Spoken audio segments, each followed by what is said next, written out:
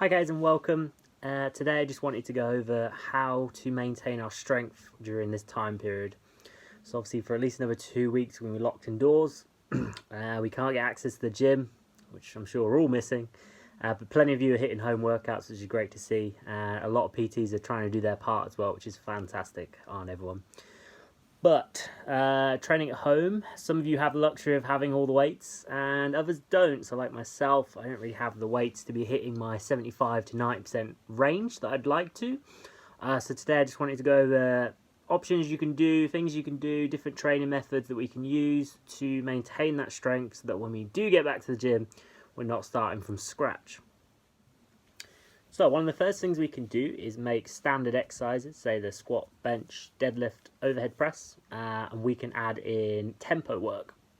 So what tempo work is, you will do, say, 3 seconds down in a squat, 1 second pause at the very bottom, and then nice and quickly up. What this will let you do is, say, 70 kilos is an RPE, so rate of perceived exertion of, say, 7. So that would be a good RPE for a strength block, essentially. But obviously if you cannot load 70 kilos to a bar, but you can only load 50, adding that tempo work in, what that's going to do is then bring that RP up to a number 7. We're making the exercise harder by slowing it down. So there we're doing our 4 sets of 5 squats. Both could be at RPE 7, one just with heavier weight, one now just with tempo. So that's one option we can do. You can obviously just do the pauses. So if you didn't want to do the tempo, you go come down at your normal speed, pause 1 second or more, and then head back up. Again, they're just increasing the difficulty of the exercise without necessarily increasing the weight. You'll see a lot of bodybuilders will do this actually towards a competition stage. Because they're low in a calorie deficit, they're very prone to injuries. So what they'll do instead is they'll make the exercise more difficult by, say, slowing it down, increasing range of motion. So maybe they'll come longer down. They might use a specialty bar for a press, something like that. You can also go into movements such as like single leg or single arm. So that's something I've personally been doing. I'm very fortunate to have an okay squat on me. Big-headed, eh? So for me to hit 75% on my squat in my home gym, it ain't going to happen. I haven't got the weight plates for that. What I can do is I can do a split squat. So essentially half the weight of my 1 rep max squat, and then I take 70% of that number. Now that I can fit on my barbell. So therefore my quads, my legs are getting the same training stimulus as a 70% range as they would with the squat, just I've now got to do both legs. So it does take a bit longer, but you still get that same training stimulus. I'll also get the benefits of it being single leg. So if I do have a dominant leg, that will soon fix that up. I'll get my balance in, extra core work, some more time and attention. So there's a few extra benefits you can gain from doing, say, single leg, or like I said, single arm. So you could do single arm floor presses, single arm overhead press, whatever takes your fancy on that. And again, that just allows us to use a lot less weight than what we would do, say on a barbell going for a 1 rep max, or like I said, our 70 to 90% range.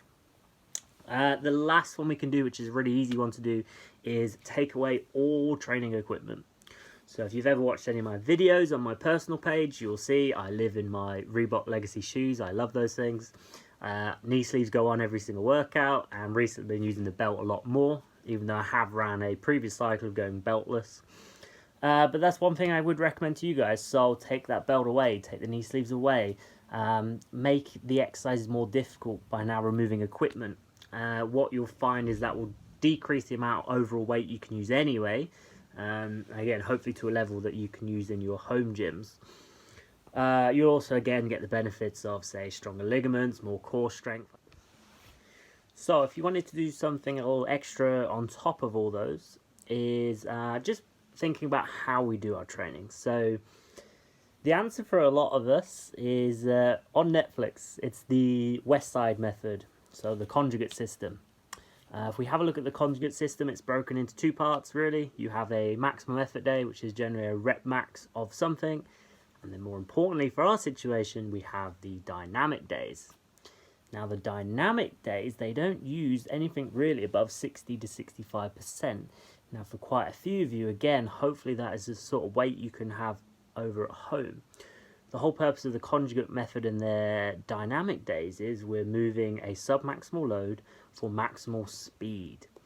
Now, what strength is, essentially, is your central nervous system being able to tell all your muscle fibers to contract at once very quickly. So what they're training is that CNS response, okay? And that's the one thing that we'll all be missing. Our central nervous system won't be able to fire as quickly, and it certainly won't be used to the heavy loads. But what we can do is with this dynamic effort is get it to fire quickly. So you'll take a 50 to 65% load, and again, this can be done single leg. So again, if I take my split squat, I've now halved it because I've done one leg, and now I'm halving it again because it's a speed day. Now definitely I can fit that on a bar, okay? So what we're going to do with a speed day is essentially you're trying to get the reps done as quick as possible. You won't do many reps, but you want to be putting as much force into that bar as you can. So let's take the bench press for example. I'm going to grab hold of the bar, I'm going to bring it down slow and controlled as I normally would do. The second it touches my chest, I'm throwing it through the ceiling. Okay, my goal is to push it like it's a 1 rep max. Now, obviously, if it is a very lightweight, do be careful that you don't actually throw the bar.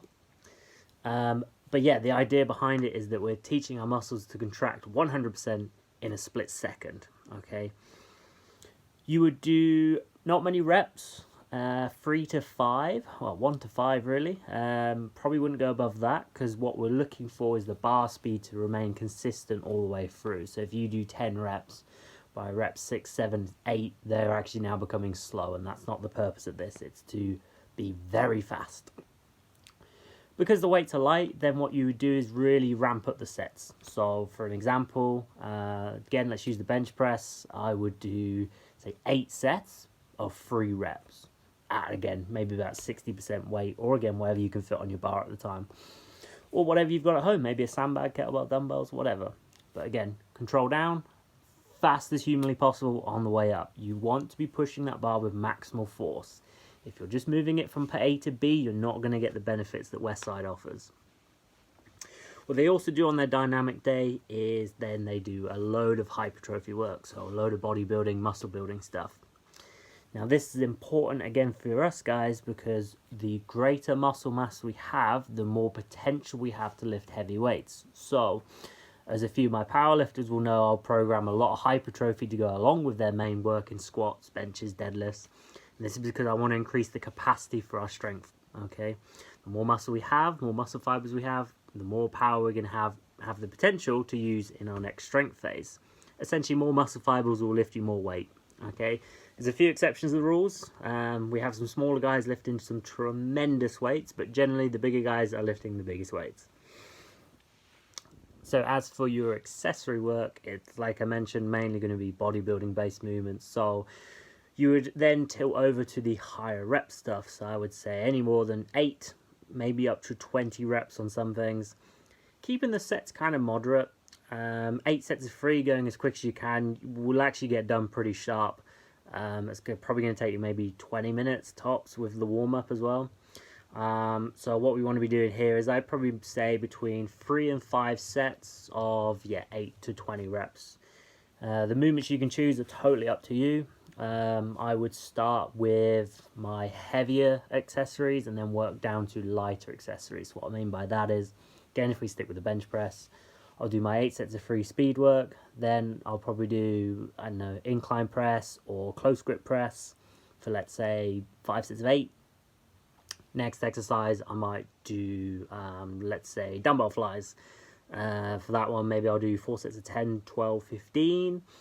And then what I might do at the very last thing is, again, just to push my power, is say like a med ball throw into the wall or, you know, lying down. I might do 3 sets, maybe 20 odd reps of that. So like I said, I'm trying to get some sort of training stimulus. The accessory work doesn't really matter. Just do what you can, pick what you can. Try and make it obviously work with the main lift. So if you are doing the bench press, try and work something for triceps, chest, shoulders. If you're doing squats, do something quads, hamstring, glutes, something like that. So keep it appropriate to the speed work. But like I said, speed work is number 1. Maximal effort up. And then number 2 is your accessory work. just to increase your hypertrophy, or at least maintain the hypertrophy work you've done. And finally, just on maintaining, nothing to do with training now, but a study that has been published in 2011, I believe it was. The study basically checked sort of detraining.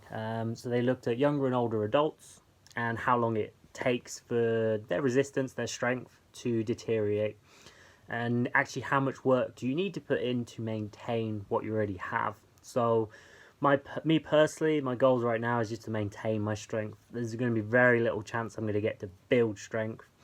Hopefully, obviously, I'll gain some muscle mass, fingers crossed, and that will give me more potential. But right now, I can't touch my, like I said, 75 to 90% range, so it's unlikely I'll be putting on any strength during this period. However, the good news is this study come back, and it turns out you only need to do 1/9. Yes, 1/9 of your previous work to maintain. This was done over 6 months as well, so 3 to 6 weeks won't kill us. This was done, the study was over 6 months. The two groups had the younger adults and they had the older adults. What they found was the younger group was 20 to 35-year-olds, and then the older group was 60 to 75-year-olds. So I'm not sure what the data says for those in between, but we have the kind of one ends of the extreme, essentially. They found the older adults need to do a little bit more, so maybe 1/7 of what they did to maintain. That's because their deterioration rate was a lot quicker, whereas the younger group, yeah, like I said, 1/9. So you don't need to do loads to hold on to your strength. Okay, so don't try and train 7 days a week, 4 or 5 hours a time, just in the hope to hold on to something. No, stick with your 3-4 times a week, 1 hour each time, 45 minutes, whatever your time you've got spare to use, and you will maintain your strength, or at least maintain your potential for strength. Like I said, what's going to take the biggest hit is your CNS right now. When you go back into the gym, hopefully soon, you put 90% on your back, it's going to feel heavy, and that's solely because you're just not used to it. What you will find, and which I tell to everyone that's been injured or they've been out for a long time, is because you've been there before, it will come back very quickly. Your body's a clever mechanism, okay? It knows where it needs to be to make life easy for itself. So if you're now telling your body, I need to squat 90% 4 or 5 times a week, you will learn how to do that. It will come back very quickly. So again, guys, don't panic about the strength loss. There's going to be an initial dip when you get back, but give it 3-4 weeks, you'll be right back to where you were. Hopefully, following what I've mentioned today, we'll have greater potential, so then in 4 or 5 weeks, once we're all back, hopefully we'll see some new PBs come down. If you do, be sure to tag me and thank me. Alright guys, thank you very much for listening. Take care, stay safe, wash your hands.